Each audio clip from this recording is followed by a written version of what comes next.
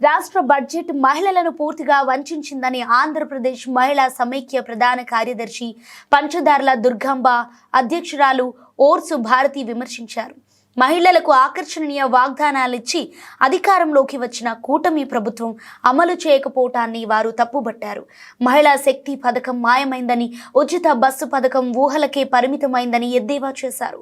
AP మహిళా సమైక్య నగర కౌన్సిల్ సమావేశం దాసరి భవన్లో నిర్వహించారు. సమైక్య నగర అధ్యక్షురాలు ఓర్సు భారతి అధ్యక్షతన జరిగిన ఈ సమావేశానికి నగర ప్రధాన కార్యదర్శి పంచదార్ల దుర్గాంబ నేతృత్వం వహించారు. ఈ సందర్భంగా వారు మాట్లాడుతూ మహిళలకు ఇచ్చిన వాగ్దానాలను అమలు చేయటంలో కూటమి ప్రభుత్వం ఘోరంగా విఫలమైందని ధ్వజమెత్తారు. మహిళా శక్తి పథకానికి బడ్జెట్లో నిధులు కేటాయించలేదని, ఉచిత బస్సు పథకం ప్రస్తావన బడ్జెట్లో లేకపోవటం శోచనీయమన్నారు. అమ్మఒడి పథకానికి పేరు మార్చి అధికారంలోకి వచ్చాక ఫీజు రియంబర్స్మెంట్ చేయకపోవడంతో విద్యార్థుల చదువులు ఆగిపోయే పరిస్థితి ఏర్పడిందని ఆందోళన వ్యక్తం చేశారు.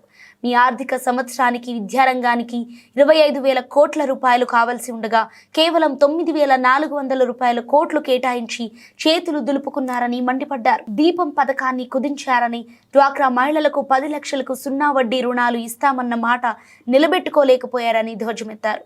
ఎన్నికల వాగ్దానాలు అమలు చేయకపోతే మహిళా సమైక్య తరపున పోరాటం చేస్తామని వారు హెచ్చరించారు. మన రాష్ట్ర ప్రభుత్వం ఎన్నికల ముందు అనేకమైన వాగ్దానాలు చేయటం జరిగింది.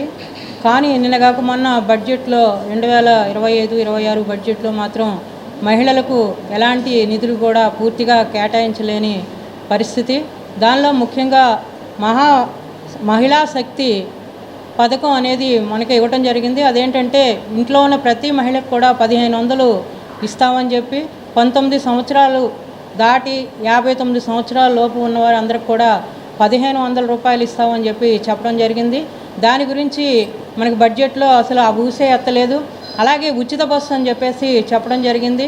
కానీ మరి సంవత్సరం అవుతున్నా కానీ ఇప్పటి వరకు కూడా ఉచిత బస్సు అమలు కాని పరిస్థితి. అలాగే ముఖ్యంగా మనకి పిల్లలకి అమ్మ ఒడి ఇవ్వటానికి జగన్ ప్రభుత్వంలో అమ్మ ఒడి పేరున ప్రతి పిల్లలకు కూడా 15,000 ఇవ్వడం జరిగింది. అదే చంద్రబాబు నాయుడు గారు వచ్చి నేను ఒక్కళ్ళకి కాదు, ఇద్దరికి కాదు, 9 పిల్లలున్నా సరే నేను 60,000 ఇస్తాను అని చెప్పి ఆయన ప్రకటన చేయడం జరిగింది.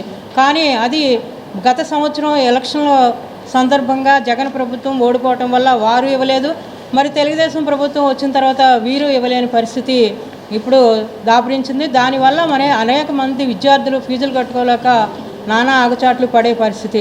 దీనిలో కూడా దాదాపు 20,000 కోట్ల రూపాయలు మనకి అవసరం అయితే పూర్తిగా 9,400 కోట్ల రూపాయలు బడ్జెట్లో పెట్టడం మాత్రమే జరిగింది.